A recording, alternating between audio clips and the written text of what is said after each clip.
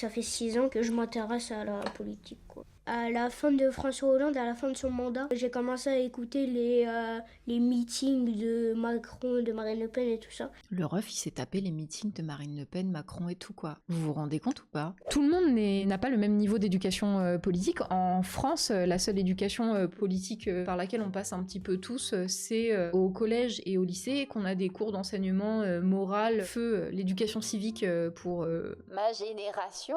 On n'en retient pas grand-chose en général, et c'est un moment qui est assez peu concret parce qu'il y a une crainte des enseignants d'aborder le fait politique et les sujets politiques avec les élèves de peur que ça parte dans absolument tous les sens. C'est pas évident en vrai de faire un atelier ou un cours sur la culture politique en France sans que ça devienne la foire d'empoigne où chacun vient se battre pour ses convictions politiques. Tous les partis politiques font de la communication politique, donc c'est aussi important de se former à ça. C'est quoi la communication politique ? Comment est-ce qu'on reconnaît des messages qui sont diffusés par des personnes qui ont un intérêt à nous diffuser ces messages-là ? Donc on est un peu à l'intersection avec des sujets d'éducation aux médias. Et moi, c'est en ça que ce sujet de l'éducation politique, il m'intéresse, c'est qu'il est à l'intersection de plein de sujets et que c'est du quotidien, en fait. Au quotidien, t'es confronté à la politique dans ta vie. Je sais que aujourd'hui, dans les projets que je mène, je ne peux pas me passer de la politique institutionnelle parce que demain, le projet de Culture Fest, par exemple, le festival de créateurs de contenu avec Manon Bril, demain, il faut que j'aille le vendre à des institutions. Les grosses associations aujourd'hui, les grosses fédérations associatives, elles vivent parce que elles ont cette culture politique, elles savent parler aux institutions et elles arrivent à renouveler leurs subventions avec plus ou moins de succès, on va pas se mentir, d'année en année, quoi. C'est un apprentissage, en fait, de réussir à parler à des institutions. Et si tu n'as pas cette culture politique, de comprendre comment fonctionnent les intérêts politiques des groupes, c'est quand même compliqué. Et donc les enseignants sont mal à l'aise avec ça, mais parce qu'il manque aussi d'outils. Et c'est tout l'objet de ce live. Je vous propose qu'aujourd'hui, on aille écouter à la fois Yanis, 13 ans, qui a envie d'être président de la République et d'essayer de comprendre ce qui le passionne. Et on terminera par des outils que je vais vous présenter. Un qui est mené par la Fédération 35 de la Ligue de l'enseignement, donc la Ligue de l'Ille-et-Vilaine, qui mène des ateliers politiques justement avec des enseignants dans les classes, mais pas que. Et ensuite, je vous présenterai un jeu de société. Et oui, restez les gamers. Je suis tombée il y a quelques temps sur un super épisode de l'émission des Pieds sur Terre sur France Culture. C'est une série du coup de 3 épisodes que je vous montre. Suit les aventures et les rêves d'un garçon de 13 ans prénommé Yanis, scolarisé au collège Jean-Jacques Rousseau d'Argenteuil dans le Val d'Oise. Passionné par l'histoire de France, il rêve de devenir président de la République. Et donc le premier, c'est l'élection des délégués. Le deuxième épisode, c'est fraîchement élu délégué de sa classe, il veut maintenant devenir conseiller départemental des jeunes du Val d'Oise et commence à esquisser les lignes de son futur programme présidentiel. En vrai, cet épisode-là, il est pas mal du tout. Et sinon, on a un 3e épisode. Alors que la contestation contre la réforme des retraites s'empare du pays, Yanis part à la rencontre de son député en piquet de grève et à l'Assemblée nationale. Ah, celui-là, il est pas mal à mon avis. Je peux vous faire voter si vous voulez. On va pas faire l'élection des délégués. Ce sera soit son programme présidentiel, soit Yanis à l'Assemblée nationale et qui rencontre son député. On vote pour un épisode et c'est Michel Bernier qui est élu. Ouais, on peut faire ça. Hein. C'est le programme présidentiel qui gagne à seulement quelques voix. Je mettrai le lien vers les 3 épisodes si vous voulez vous les écouter à côté. Yanis a 13 ans et est en 4e au collège Jean-Jacques Rousseau d'Argenteuil, une banlieue populaire au nord-ouest de Paris. Il est passionné par l'histoire de France et plus précisément par les campagnes de Napoléon Bonaparte, dont il connaît à peu près tous les rebondissements. Depuis quelques années, Yanis rêve de politique et se voit bien en devenir un de politicien. Et pour ça, il a décidé de commencer par le début. Il est d'abord devenu éco-délégué, l'un de ses élèves élus pour prôner les bonnes pratiques environnementales dans un collège. La base. Puis délégué de sa classe de 4e. Alors, il y a eu des divergences au niveau de la pochette de la classe. Ah. Parce que comme j'avais promis aux élections... Donc il est délégué de classe. Il y a une pochette avec des feuilles doubles, des feuilles simples, des pochettes plastiques. Et en cas de besoin, une personne peut prendre dedans. Et donc j'avais dit au début, je me charge de remplir en premier. Qu'est-ce qui a pu mal se passer ? C'est toujours les mêmes personnes qui donnaient. Ah bon ? C'est ceux qui en utilisaient le moins. Et ceux qui donnaient pas, ils se permettaient de prendre 4 feuilles, par exemple, en une. Il y a des abus. Donc, à un moment, je mets les points sur la table, je dis hop, j'avais dit... Je mets les points sur la table. C'est qu'en cas de besoin ultime, par exemple, on est en évaluation, on a besoin d'une feuille, là on peut en prendre. Alors que là, c'était à tous les cours. La prof de maths, elle dit sortez une feuille. Je peux avoir une feuille, c'est un exercice. Et du coup, on a dit maintenant tout le monde participe et on prend en cas de besoin. Au niveau des notes, cette année, c'est très bien. J'avoue que c'est mieux que l'année dernière en tout cas. Il a le profil bon élève, Yanis, je pense. En gros, j'ai fait option latin. Je vais avoir 16,9 de moyenne en latin. Oh la grosse tête! Je vais avoir 16 en français. Je vais avoir 17,5 en espagnol. D'ailleurs, je crois que ça va me servir en anglais. Dans le milieu politique, ça peut te servir, Yanis. Si un jour je suis ministre, un truc comme ça, faut savoir parler, je pense, anglais, espagnol, et je parle arabe. Alors, pourquoi je veux devenir conseiller départemental des jeunes? Yanis président. Yanis président. Plus de bonbons, moins de sanctions. Mais vous, émission Midi les Zouzous toutes les heures. En vrai, moi, je vous trouve un peu, là, dans vos blagues et tout, je vous vois discrètement faire un petit agisme, là. Il est cute à parler politique à 13 ans. Tu vois, il est mignon, mais il est pas mignon. Quand vous dites « Ah, il est trop mignon et tout », je trouve que c'est infantilisant. Et qu'au fond, ça veut dire que vous trouvez que c'est pas sérieux ce qu'il fait. C'est très sérieux ce qu'il fait, Yanis. Je pense que c'est important de comprendre la sériosité des enfants. Et c'est quelque chose qu'on ne fait pas assez dans cette société d'adultes français. On ne prend pas au sérieux les enfants. Ça détruit la confiance que les ados et les enfants ont en vous, de une, et en eux aussi. Quand vous faites ça, vous rabaissez en fait l'enfant ou l'adolescent face à vous. Je ne dis pas que l'enfant ou l'adolescent, il a un niveau de connaissance qui est supérieur à vous. Je suis pas du tout en train de vous dire ça. Je vous dis prenez au sérieux l'humain que vous avez en face de vous. Parce que ce que vous allez faire par rapport à cet humain, ça va avoir des conséquences toute sa vie. J'ai été tellement frustrée de la façon dont les adultes m'ont traité quand j'étais enfant et adolescente. Je crois que je prendrai toujours leur parti de ce point de vue-là. Je me présente pour le conseil départemental des jeunes pour améliorer mon département et parce que j'ai plein de projets pour l'améliorer. C'est difficile, il remplit ça tout seul. Tu vois, la place d'un adulte, là, c'est de venir creuser un petit peu ça. Qu'est-ce qui t'intéresse? Quel sujet t'intéresse? Si tu pouvais être élu, qu'est-ce que tu ferais? Il y avait des petits ronds, il y avait 3 ronds.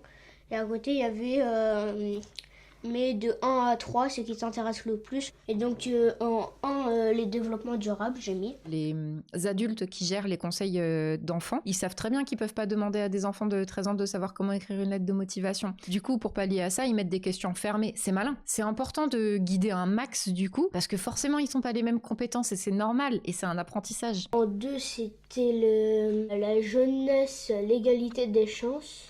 Et le 3e, je sais plus c'était quoi. Mais j'avoue que j'aurais pu la bien travailler. C'est juste que chaque jour, je repoussais. Je me suis dit, demain. Et du coup, j'ai dit à ma mère, attention, demain, avant minuit, on doit le faire. Plot twist. Et ma mère, elle me dit, mais Yanis, la date limite, c'est minuit ce soir. Et du coup, il était 23h30. On était avec l'imprimante, on essayait de scanner. On l'a envoyé à 23h49, un truc comme ça. Mais vraiment, la politique, c'est depuis le début à la fin de François Hollande, à la fin de son mandat. Quand j'ai commencé à écouter les meetings de Macron, de Marine Le Pen et tout ça. Le ref, il s'est tapé les meetings de Marine Le Pen, Macron et tout, quoi. Vous vous rendez compte ou pas? Peut-être un truc qu'il faut mentionner, il y a des milieux sociaux dans lesquels on a plus ou moins d'éducation politique. Bon, ton père, il est chef de cab d'un député ou d'un ministre, bah peut-être qu'il y a une petite propension à vouloir candidater au conseil départemental des jeunes, tu vois. Mais en fait, quand tes parents eux-mêmes, ils ont pas du tout d'intérêt pour la politique, enfin tu vois, je suis là, mais ça sort de nulle part, quoi. Donc ça fait 6 ans que je m'intéresse à la politique, quoi. Je trouve que la France en ce moment, c'est n'importe quoi. Faut le dire. Je sais pas ce qu'il lui a appris le banquier de chez Rothschild là, mais...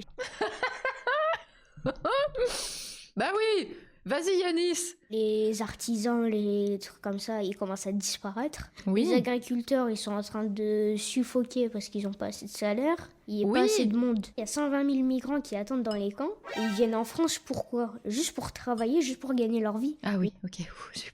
C'est toujours le moment où tu fais... Pourquoi on n'utilise pas ces personnes qui viennent travailler pour pouvoir remplir les métiers essentiels qui sont en train... Il y a plus de personnes qui veulent devenir boulanger, alors qu'il y a 120 000 migrants qui attendent à la frontière. Il y a eu un scandale il y a quelques jours. Parlement, Yanis. Avec un bateau de migrants.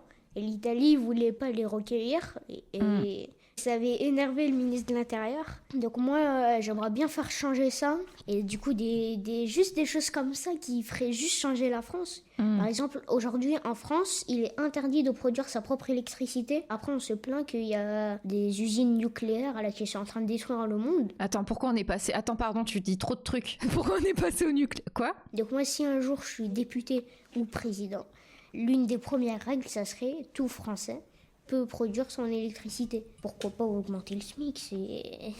Tout le monde dit augmenter le SMIC, personne ne le fait. Oui. Les étudiants dans les trucs universitaires et tout ça qui sont, on va dire, un peu pauvres, et il n'y a pas assez d'aide pour eux, je trouve. Oui. Je préconiserais une aide pour les étudiants. Et le SMIC qui augmente. Après, dit ça comme ça, ça paraît logique. Mais après, je sais qu'il y a des choses qui font qu'on ne peut pas augmenter à des prix... c'est plus compliqué que ça et tout ça. Il saura pas te dire, à mon avis, précisément pourquoi on peut pas mettre le SMIC à 1600 €, mais il a conscience que le problème, il est complexe. Après, tout ça, il le sort pas de son cul. Moi, je suis persuadée que c'est des choses qu'il observe aussi de son contexte familial, de son contexte social proche. Je trouve que c'est déjà, oui, très observateur de sa part. Et effectivement, je suis d'accord avec toi, Nomadika. Je trouve qu'il y a une petite analyse de fond derrière pour essayer de comprendre les mécaniques de ça. Je me demande s'il comprend vraiment, par exemple, sur la souffrance des gens ou s'il répète juste des discours qu'il entend autour de lui. Dès qu'on parle des discours des enfants ou des adolescents ou même des jeunes adultes, on part du principe qu'ils ne peuvent pas formuler cette pensée par eux-mêmes et qu'ils ont été influencés par des adultes qui lui ont répété et qu'ils font simplement les perroquets. Je pense qu'il faut vous détacher de cette parano-là.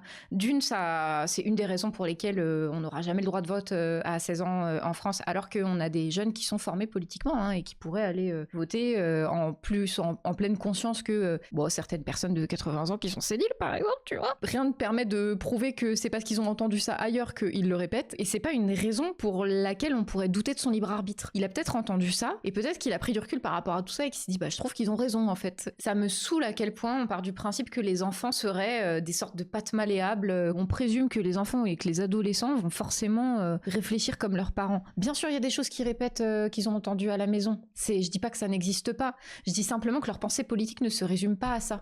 Et elle fait quoi ta mère comme métier ? Elle fait traiteur. Dans les mariages, elle organise les mariages et tout ça. Donc. Ah, sa mère, elle est parce qu'en fait, du coup, elle envoie tous les contrats et tous les devis. C'est pour ça que tous les jours, je remonte les messages de ma mère. Je me dis, elle en reçoit tellement qu'un jour, peut-être, il y a le message du conseil départemental qui va passer. Et peut-être qu'on va s'en rendre compte 5 mois plus tard et ça sera mort, quoi. Au CDI, Monsieur Lecroix, mon prof documentaliste, en fait, il demande le nom de famille pour noter sur le livre. Maintenant, il demande même plus. Je lui passe le livre, il le note. C'est vraiment un bon élève, il me fume. C'est le préféré du prof doc. Là, par exemple, j'en ai un qui s'appelle... Est-ce qu'il est là ? D'ailleurs, je vais le rendre demain. Les partis politiques en France. Un bon livre de chevet. Moi, tous les soirs, je lis le livre Les partis politiques en France. Je sais pas pourquoi, en fait, entre eux, on dirait qu'ils s'aiment pas, alors qu'en fait, ils font pour la même chose. Ils n'hésitent pas à mettre des coups sur l'adversaire et tout ça. Alors que moi, mon parti, il ira à son but et il n'embêtera pas les autres. Par exemple, la politique du couteau dans le dos, je pense qu'il y a certains politiciens qui le font. Ils débattent, mais à la fin, dès que l'adversaire a le dos tourné, ça plante. Je sais pas, je serais plutôt de gauche, je pense. Vu ce dont tu nous as parlé, je pense aussi. Et puis j'ai un objectif, si un jour je deviens président ou membre du Sénat, au bout de mon quinquennat, il y a 40% des véhicules en circulation en France qui soient électriques. Yanis, tu dis ça, mais est-ce que tu habites à la campagne, Yanis ? Parce qu'il y a plein de projets aujourd'hui, des panneaux solaires sur les toits et tout ça qui sont écologiques. Oui, bah oui, mais ça aussi, tu sais combien ça coûte, Yanis, ça pour le coup. Et pourtant, ils exploitent pas assez alors qu'il y a des choses à faire. Je suis ok, on fait ça, mais subventionne, s'il te plaît. C'est les mêmes problèmes qu'il y a eu les dernières années. C'est ouf, hein. Vous savez, il y a énormément de jeunes qui arrivent sur les sujets politiques là, de cette génération-là et ils arrivent avec le sujet environnemental. Hein. Énormément d'anxiété écologique. Bonjour Boris, j'espère que tu vas bien. J'ai une mauvaise nouvelle à t'annoncer.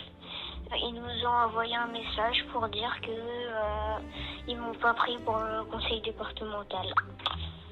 Alors c'est ma mère qui l'a vu Et elle a décidé de pas me l'annoncer pendant 2 jours. Oh non, elle devait se dire, il va être tellement déçu. Et il lui en a parlé pendant 2 jours. Maman, t'es sûre? Est-ce qu'on peut refresh ta page 72 fois? Quand tu fais les choses, il faut les faire bien. La candidature, je sais que t'as pas fait exprès, mais forcément, c'est une balle dans le pied, ça. J'avais plein de petits projets. Il y aura d'autres trucs, je pense, et puis c'est pas très grave. J'ai un nouveau projet avec un prof de physique-chimie de mon collège. En fait, il sait que j'aime bien l'histoire. Et en fait, ils vont organiser une radio dans le collège, comme une radio. Et du coup, quelques jours, il y aura la minute Yanis où je raconte une anecdote historique.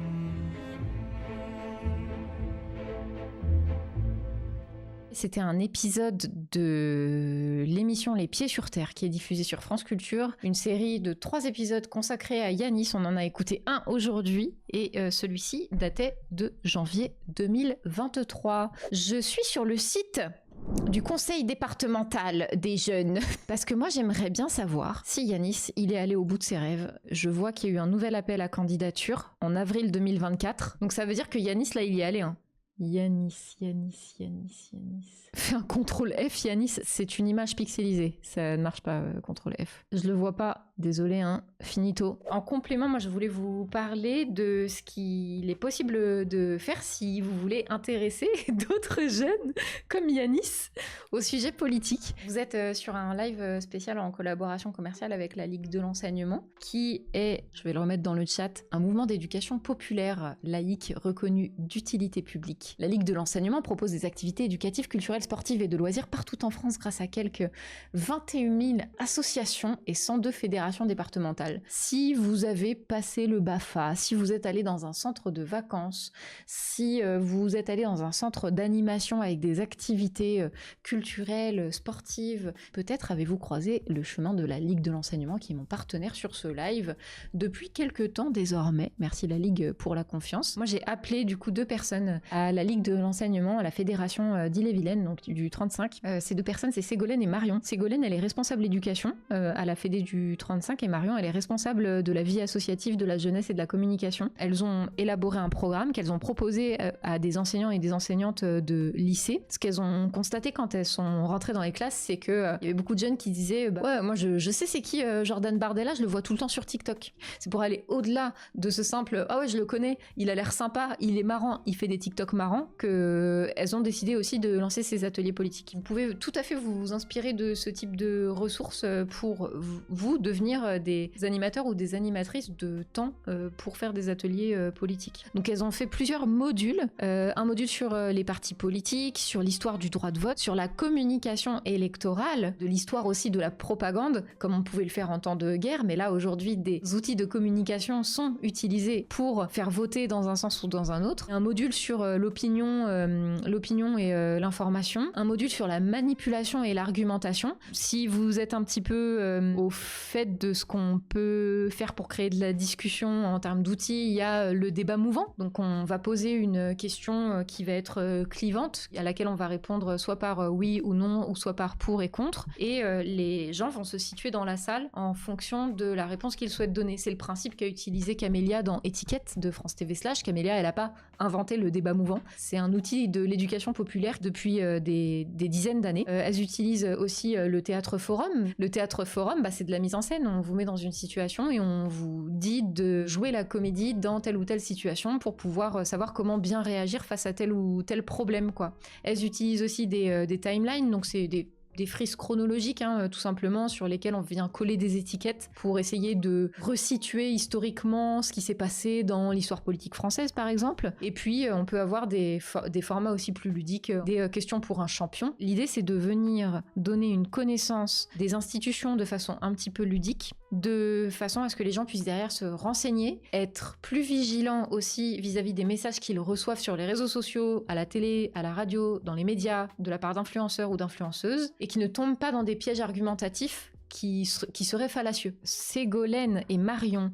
de la Fédé 35 m'ont parlé d'un article qui est sorti justement sur le média de la Ligue de l'enseignement qui s'appelle « Former aux politiques en milieu carcéral ». Franchement les gars, c'est une sorte d'épisode des pieds sur terre dans lequel on est une petite souris dans un atelier de 2h30 avec des personnes qui sont dans un service pénitentiaire et à qui on vient justement faire un programme de formation aux politiques. Je vous mets cet article dans le chat si vous voulez aller le lire à côté, il est trop bien. Julie Girard se rend régulièrement dans les prisons pour animer un programme de formation aux politiques conçu pour les publics scolaires, volontaires en service civique et détenus. Construit en 3 modules, ce cursus vise à éduquer à l'histoire, à la vie politique et au cadre législatif sur des questions de société. Un après-midi de février 2022, nous avons rejoint Julie à la maison d'arrêt de Saint-Malo pour observer l'animation du module décrypter le discours politique en milieu carcéral, enquête. On a toutes les réactions des personnes qui sont détenues et on a aussi beaucoup de précision sur la façon dont l'animatrice de l'atelier resserre le débat. Elle recadre le débat par moment parce que c'est pas parce que vous dites aux gens on va pas parler de sujets politiques tendus quoi en fait aujourd'hui que eux ils vont pas en parler. Toute une méthode là qui est utilisée que j'ai trouvé hyper instructive dans cet atelier. Si des personnes sont profs en Ille-et-Vilaine et que vous voulez en discuter avec l'équipe de la Ligue de l'enseignement, en fait ce qui est intéressant c'est de faire en sorte que ce soit financé par l'établissement scolaire, par le département. Ça peut être la base de ce type d'action si vous n'êtes pas sur un mode bénévole. Ça vaut le coup de solliciter ces enveloppes-là pour faire ce type d'atelier. N'hésitez pas à contacter la Ligue de l'enseignement 35 si vous voulez plus de précision. Je vous remets du coup dans le chat directement le bon contact. Ce sera le contact de Ségolène du coup qui est en charge de ça à la Ligue de l'enseignement 35. Je voulais vous parler d'un deuxième outil si jamais vous avez envie de faire de l'éducation politique avec là peut-être un public un peu plus jeune pour le coup. C'est un dispositif, une association du coup. Alors, Électeurs en herbe, c'est un jeu qui est une vraie ressource pédagogique. Alors, c'est un jeu de plateau. D'ailleurs, si vous êtes une médiathèque aussi qui veut pouvoir avoir accès à ce genre de ressources, c'est aussi possible. Je vais vous montrer la petite vidéo de présentation. Alors, Électeurs en herbe, c'est un programme d'éducation à la citoyenneté. Alors, fun fact, Colline est mon ancienne boss de chez AnimaFac. Qui est née au Québec il y a une quinzaine d'années et qui consiste à proposer aux collégiens et aux lycéens un parcours pédagogique dans le contexte d'une vraie campagne électorale. Il y a tout un tas d'activités en fait qui leur sont proposées, dont une simulation d'élection qu'ils organisent eux-mêmes et qui va leur permettre de se prononcer, de voter pour les vrais candidats en lice. La citoyenneté, ça s'apprend pas, ça s'expérimente, ça se vit. Et donc c'est aussi ce qui fonctionne bien avec les élèves dans le cadre de ce programme-là. Le parcours pédagogique, il est organisé en 5 étapes. Ma démocratie, je m'informe, mon opinion, je vote et je m'engage. À l'intérieur de chacune des étapes, on propose une méthode, mais elle est évidemment très facilement adaptable par les équipes éducatives en fonction de leur classe, du temps dont ils disposent et bien sûr de leurs priorités pédagogiques. J'ai eu un problème avec la politique durant une bonne partie de mon collège où j'avais vraiment un dégoût de ça. Voir la politique en étant impliqué ou pouvant développer son esprit critique et pouvoir avoir ses idées, ses idéologies et les exprimer, et ça a permis de comprendre quelle était ma place dans la société, justement de pouvoir m'impliquer et aimer la politique et vraiment avoir des idéaux. Ce projet a changé ma vision parce que même si aujourd'hui je ne vote pas, ça m'a permis de comprendre les candidats et dans le futur, je sais que si je suis face à ces candidats, je pourrais choisir un peu plus facilement qui je dois voter et surtout pourquoi. Ce que j'ai bien aimé en fait dans ce projet, c'est que les élèves parlaient de ce qu'on faisait en classe à l'extérieur de la classe. Donc dans la cour, aux autres élèves, au principal. Donc ça prouve aussi que ce projet a été à la fois bénéfique pour moi, parce que j'ai trouvé que c'était vraiment quelque chose de nouveau, d'enrichissant, et aussi pour eux parce que j'ai vraiment senti qu'ils étaient contents de venir en classe et qu'ils avaient envie de diffuser l'information et de partager ce qu'ils avaient appris. Bon, la vidéo elle date de 2019, mais je trouvais qu'elle était assez efficace. En gros, sur le site de Électeurs en herbe, vous pouvez donc avoir accès aux ressources pédagogiques. Vous pouvez solliciter les personnes d'électeurs en herbe aussi pour vous accompagner en fonction des objectifs que vous avez. Et donc, le jeu dont je vous parlais, c'est Quartier Général, un jeu pédagogique dont le but est de remporter une élection en accumulant le maximum d'intentions de vote lors d'une campagne électorale. C'est pour vous ça. Pour cela, 5 équipes soutenant la même liste vont devoir faire des choix stratégiques pour mener en fonction de leurs ressources financières et militantes les actions de campagne les plus efficaces possibles. Et en fait, ce jeu, c'est un prétexte pour venir parler de la façon dont les politiques font campagne. Parce que quand tu regardes du coup les cartes, t'as une carte par exemple fake news où tu peux perdre en, je sais pas, ça j'imagine c'est peut-être de la popularité. Et donc ce jeu de plateau, il peut être soit commandé à titre individuel à 50 balles, soit si vous travaillez dans une association ou une institution, une médiathèque ou un établissement scolaire, vous pouvez faire la demande auprès de la structure pour qu'elle passe la commande de ces jeux-là, quoi. Le jeu, en plus, ça peut se jouer entre 5 et 25 personnes, donc même si vous avez des grands groupes, ça peut fonctionner. C'est 2 méthodes qui existent. En réalité, il en existe plein d'autres. D'ailleurs, si en voyant cette vidéo, vous en connaissez d'autres et que vous voulez les partager, n'hésitez pas à le faire dans la section commentaires, c'est fait pour ça. Mais je me suis dit déjà, ça vous donnerait une bonne base. Voilà, pour cette question de comment est-ce qu'on peut faire de l'éducation politique sans faire chier des publics qui sont pas intéressés par ça à la base. Comment les prendre au jeu, comment les piéger dans ce jeu de s'intéresser à la politique, même si à la base ils n'y croient pas. Je pense que c'est un sujet qui est hyper intéressant et particulièrement en ce timing politique précis. Merci d'avoir écouté ce live, d'avoir été avec moi, d'avoir réagi au témoignage de Yanis. J'espère que ça vous a intéressé et que ça vous a plu et je vous souhaite une bonne journée. Sayonara, asura. 戻らないこれはあなたに残した願い